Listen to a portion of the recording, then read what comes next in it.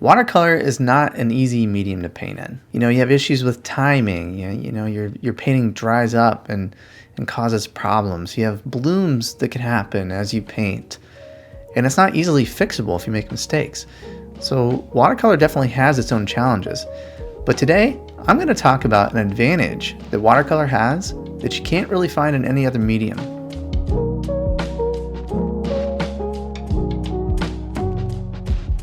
All right, watercolor is not easy, right? It has its own challenges. It has characteristics unlike any other medium. You got to work with your painting and not against it. And there's a little bit of mystery involved to it. You think you might have something figured out, and then water and certain pigment mixes together and does something that you hadn't seen before. It might surprise you at times. I think that's one thing that makes the medium fascinating. And that's one reason why I like to paint in watercolors, because that little bit, you can control about 80, maybe 90%, but there's always something that might go a little wrong or a little right that you didn't plan on. But watercolor has its own challenges in that way. But one thing I think watercolor has that no other medium really has is the beautiful wet into wet transition from color to color.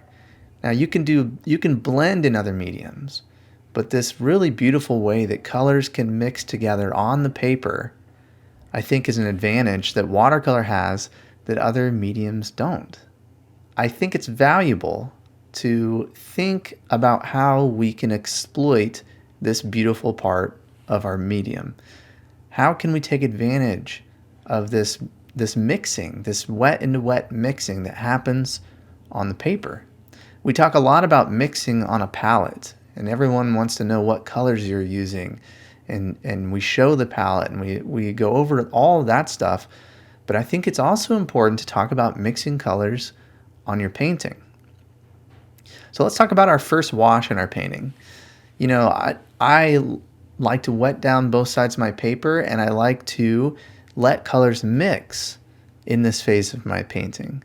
I'm going around the scene, I'm finding local colors, and I'm putting them on the paper while the paper's wet, and it's really loose and abstract.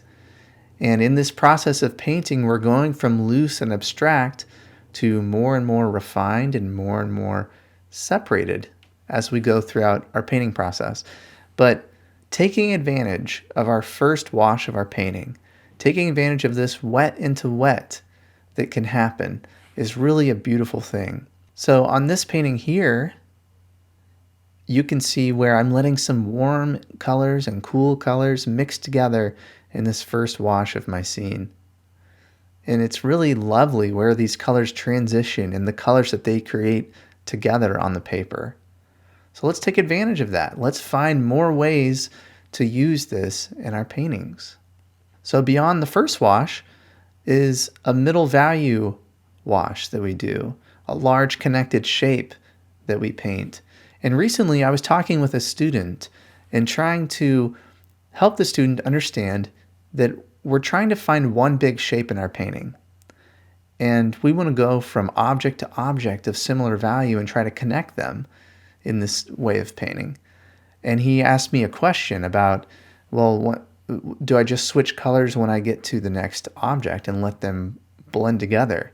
And I said, yes, that's exactly what we want. We want to find areas where those colors can blend together. That really beautiful transition that happens between pigments on the page is our very own in watercolor. So let's take advantage of it. Let's find ways to use that. And one way to use that you might find is that light bounces off of objects. So the color of the sky you might see reflected in the snow, or the color shining off a house you might see reflected in the ground. And by taking advantage of painting wet into wet and letting these colors run in together, you're getting light on objects, these lightest values of these objects that are bleeding into each other.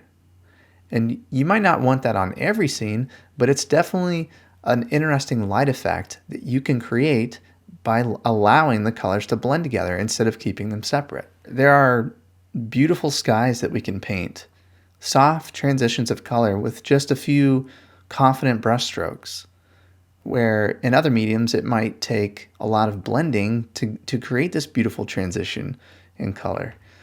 So this is a fantastic way to paint skies, is by taking advantage of the wetness of the paper and the colors that blend together and transition from color to color within the sky.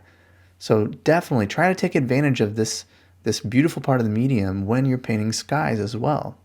Painting wet into wet and letting colors run into each other and create transitions as they meet each other on the paper. So don't be afraid to let your colors blend. You might discover something interesting when that happens. So being open to those experiences, painting wet into wet, letting the colors merge, create something new.